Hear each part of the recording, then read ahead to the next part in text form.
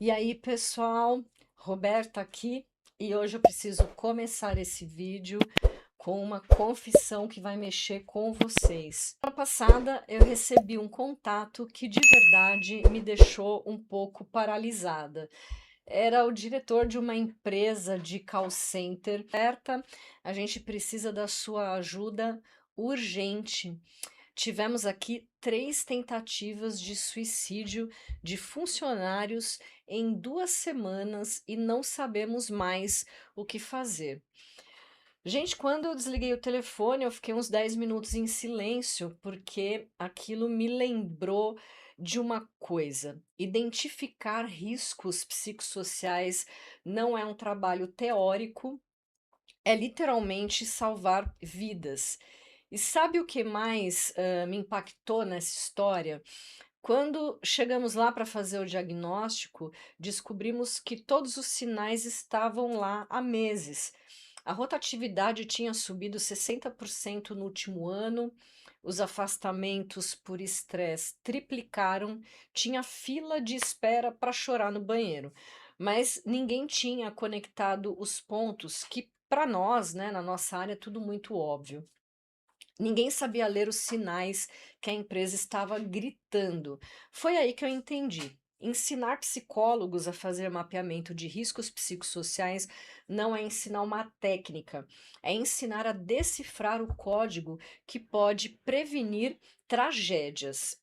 E olha, depois de mapearmos completamente os riscos daquela empresa, usando o método que eu vou ensinar aqui para vocês hoje, implementamos as intervenções necessárias.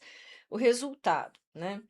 Em alguns meses, eu imagino que nós tenhamos 0 tentativas de suicídio. Eu acredito que a gente possa ter uma rotatividade que caia 45%, e a gente está esperando que o nível de satisfação. E a gente está esperando que o nível de satisfação dos funcionários suba de 3,2 para 7,8. Tudo isso é muito importante porque essas mensurações, né, porque diz respeito a indicadores, que são coisas que a gente sempre precisa fazer, né, que é essa medida antes e depois. Então nós já estamos por aqui montando as nossas expectativas, né, de medidas.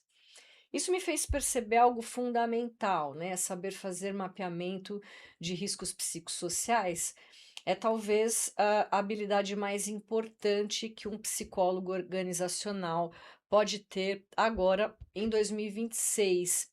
E eu não estou exagerando nem um pouco. Então, hoje, nos próximos minutos, eu quero compartilhar com vocês exatamente o método que eu uso para fazer mapeamentos complexos de riscos psicossociais. Vocês vão sair daqui sabendo identificar os sinais de alerta, mapear as causas raiz e, principalmente, priorizar intervenções que realmente funcionam. E eu vou fazer isso usando cases reais, porque teoria sem prática é conversa de boteco, né? Pessoal, antes de mergulharmos na metodologia, eu preciso que vocês entendam uma coisa. Com a NR1, mapear riscos psicossociais deixou de ser diferencial para virar obrigação legal das empresas.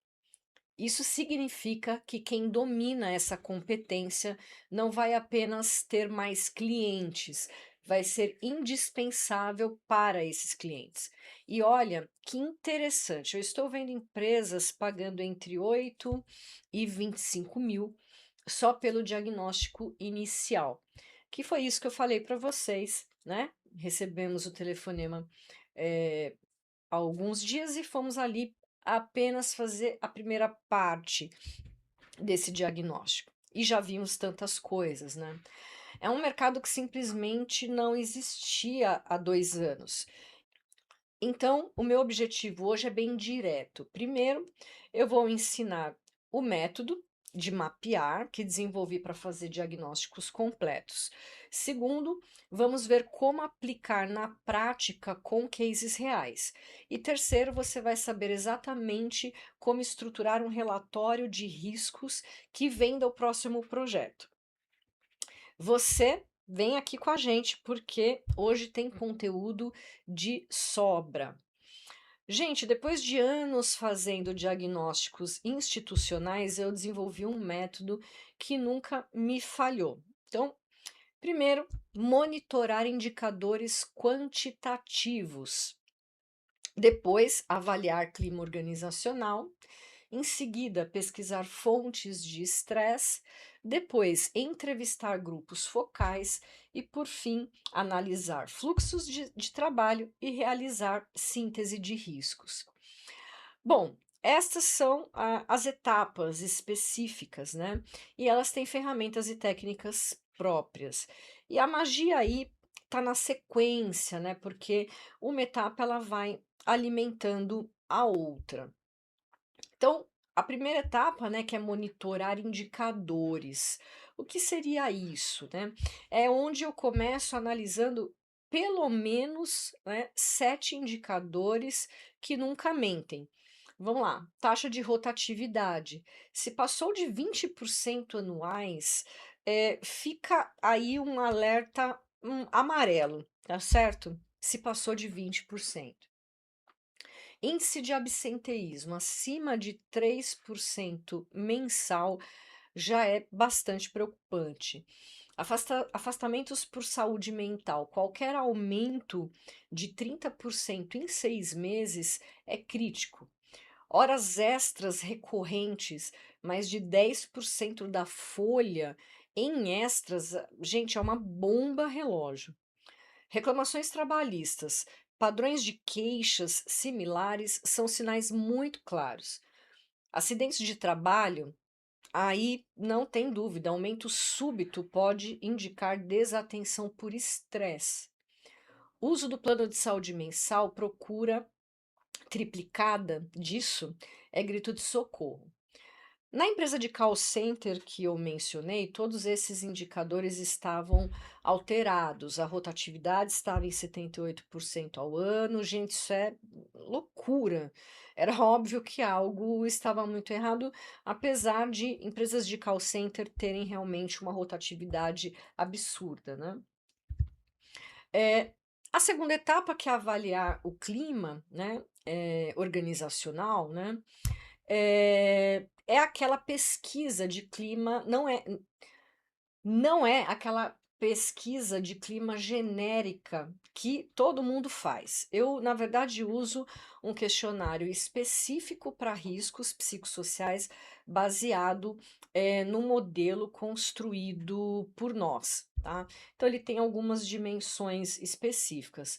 Claro que você pode utilizar algumas ferramentas já conhecidas no mercado, mas pense se você se sente confortável com essa ferramenta, se ela cobre tudo aquilo que você precisa em termos do que a NR1 está pedindo. Então, você precisa pensar pressão do trabalho, sobrecarga, autonomia, a participação dos colaboradores em decisões, relacionamentos, suporte da chefia, questão de feedbacks, transparência, estabilidade, conflitos, enfim.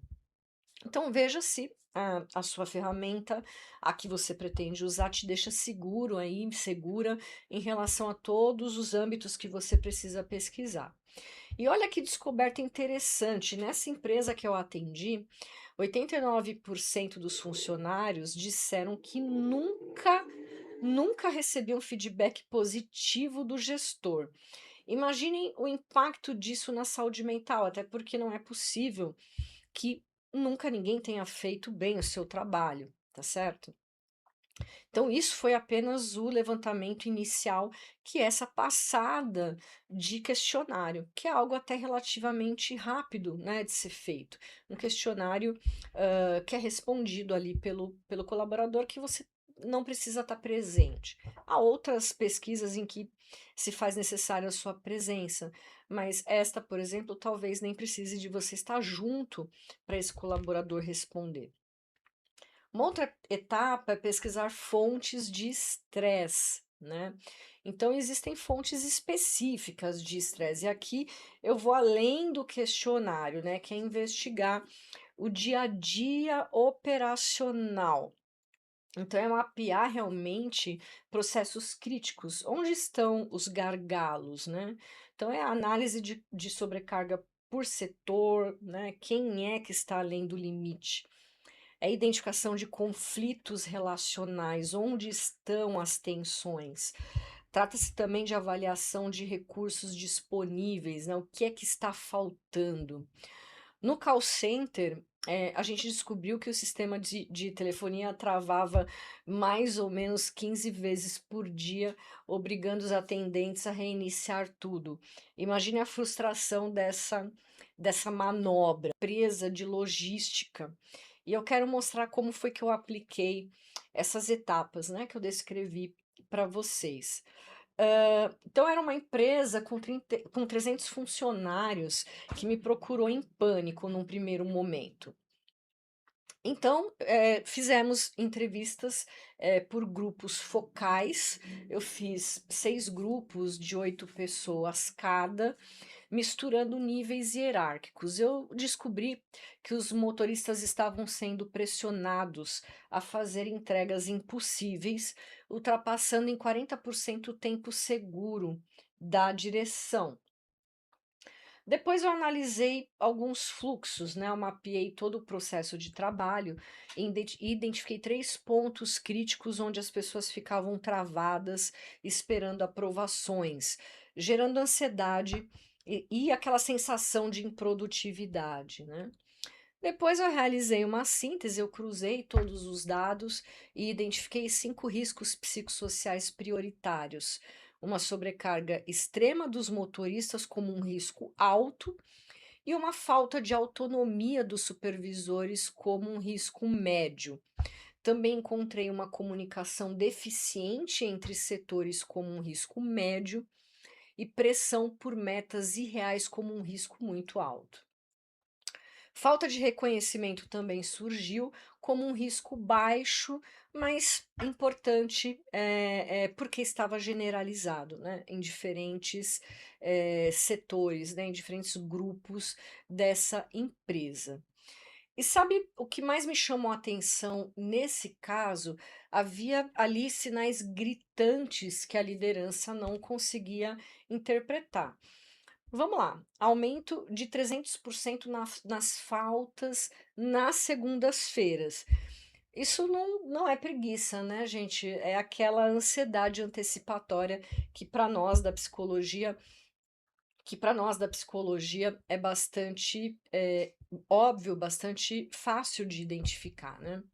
Depois, uma diminuição de 40% na participação em eventos da empresa. As empresas estavam, as pessoas estavam se isolando socialmente.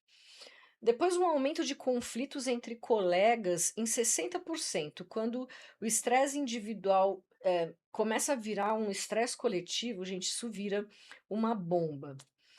Ah, queda na qualidade dos relatórios. Então, vamos pensar que o estresse também afeta a concentração e a atenção aos detalhes. A questão é que a liderança interpretava tudo isso como falta de comprometimento. É aquela coisa de olhar para tudo isso e não ter um olhar de análise, sim, de culpabilizar as pessoas como sendo uma má vontade. Quando, na verdade, é tudo sintoma clássico, né, de adoecimento psicossocial. Eh, então, aí é que está o ponto, né, porque as intervenções elas só farão sentido se elas forem baseadas nesse mapeamento. Então, as intervenções elas precisam ser capazes de reduzir esses riscos aos quais os colaboradores estão expostos. E para que essas intervenções tenham o poder de reduzir esses riscos, essas intervenções precisam estar baseadas nesse mapeamento. Então, o que que nós fizemos? Nós implementamos 8 intervenções que nós entendemos prioritárias para o que estava acontecendo naquele momento. Então, nós fizemos uma reestruturação de algumas rotas, né? Nós reduzimos em 25% o tempo de direção dos motoristas. Nós fizemos a criação, o que a gente chamou de criação de autonomia supervisória. Gestores médios ganharam poder de decisão em 80% dos processos. Também mexemos ali em reuniões de alinhamento semanal, trouxemos essa possibilidade, o que melhorou a comunicação entre os setores. Também fizemos uma revisão das metas, obviamente tudo isso junto com a organização, e dessa forma nós tornamos 100% das metas alcançáveis dentro de um esforço normal, tá?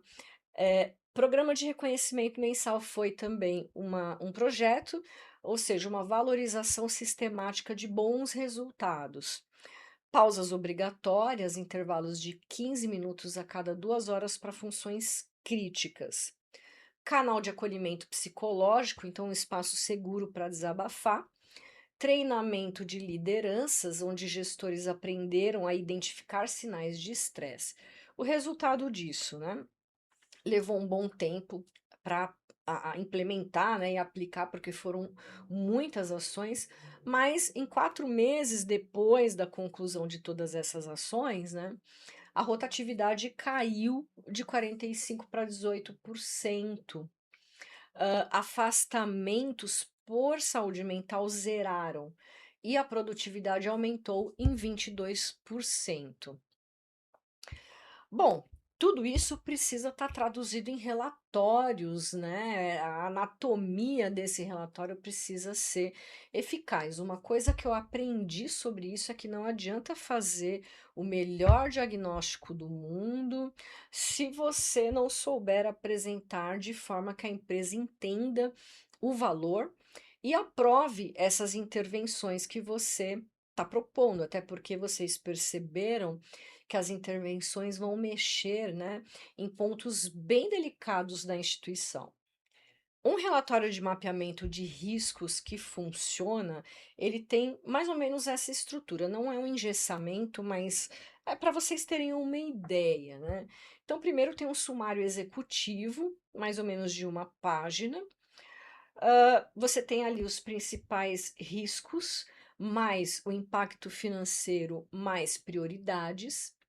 Você precisa ter também a metodologia aplicada, ou seja, como é que você chegou nas conclusões que você chegou. Você precisa ter um diagnóstico por dimensão, né, que foi estudada, ou seja, cada risco detalhado, não é, com dados. Você precisa ter uma matriz de risco, né, com as priorizações todas, né, e o que, que é urgente, o que está em primeiro lugar.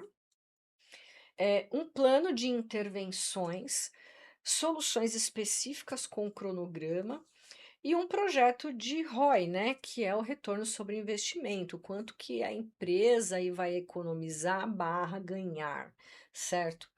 O que faz a diferença na apresentação disso, né? Tem alguns truques que fazem toda a diferença na hora de apresentar.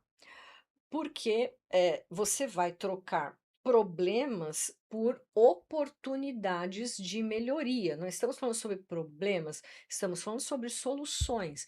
Ninguém gosta de ouvir que está fazendo tudo errado. Use números sempre. Alto nível de estresse não vende. 67% dos funcionários com sintoma de burnout está mais claro. Isso vende.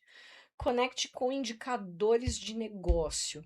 Isso está custando R$ 340 mil por ano em rotatividade desnecessária. Isso chama a atenção. Apresente soluções junto com problemas. Nunca entregue um diagnóstico só com problemas sem propor caminhos. Use cases de outras empresas, né? A empresa X implementou isso e reduziu 40% dos afastamentos. Isso gera uma maior confiança, né? Agora, vamos pensar assim, existem alguns erros também que matam a venda ali do projeto na hora. E o cuidado com esses erros é bem importante. Vamos pensar alguns erros. Relatório muito técnico, fala em sintomas psicossomáticos, por exemplo, em vez de problemas de saúde, né? Algo mais alcançável ali, né? Para quem não é da área.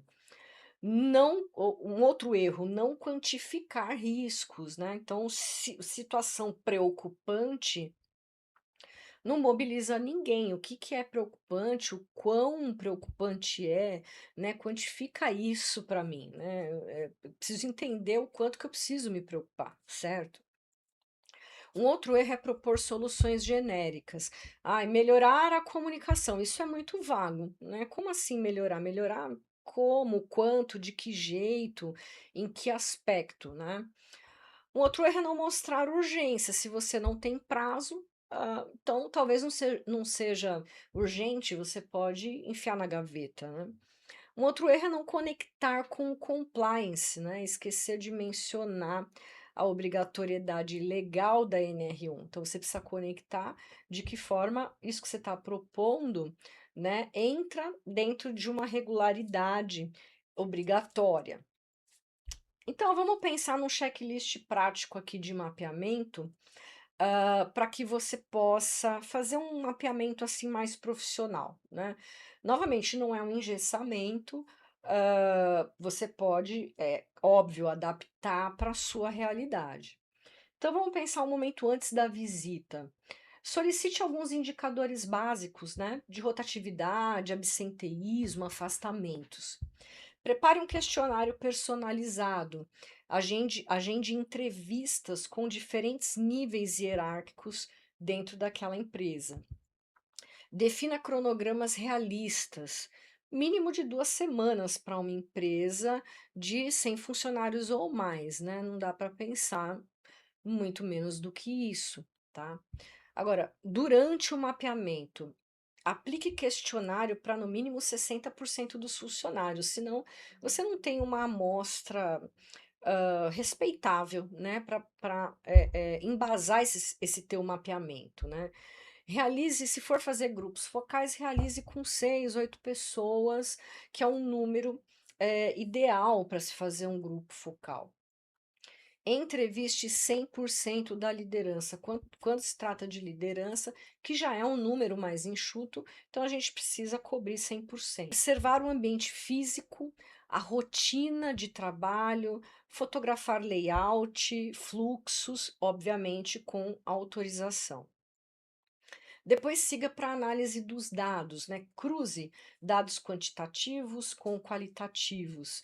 Identifique padrões por setor, turno, função, né? Identificar dentro desses recortes. Priorize riscos por urgência e impacto. Calcule custos dos problemas identificados. Desenhe soluções específicas e mensuráveis.